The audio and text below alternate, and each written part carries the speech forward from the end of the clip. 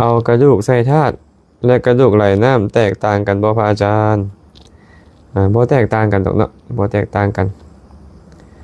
เอากระดูกพ่อกระดูกแม่ไปใส่ธาตุกับเอาไปไหลน้ำแตกต่างกันบ่ตอบว่าบ่ได้แตกต่างกันถามว่ามันบ่แตกต่างกันเลยบ่จักหน่อยเลยบ่ก็ต้องตอบว่าถ้าหากอาจจะเอาส่วนต่างมายกมาเว้าก็เว้าได้นะเป็นหยังจะเว้าได้ล่ะหากเอาไปใส่ธาตุไว้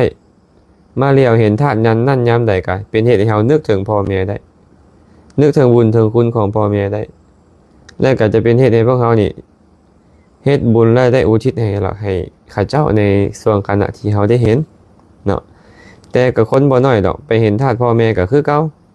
ก็บ่ได้มีความคิดอีหยังเพิ่มเติมอีหยังเลยก็มีแม่นบ่บางคนนี่เอากระดูกไปไหลน้ำเลยสบายบ่ต้องไปยากในการไปบัวระบัดรักษาเนาะไหลน้ำแล้วนึกถึงเพิ่นยามใดก็เฮ็ดบุญให้ทานอุทิศให้เพิ่นนึกถึงเพิ่นยามใดก็เฮ็ดบุญให้ทานอุทิศให้เพิ่นได้คือกันต่างกันแต่ว่าถ้าหากมีธาตุอยู่หั่นก็อาจจะเฮ็ดให้เฮาเนี่ยนึกถึงได้ดีกว่าซื่อๆเนาะ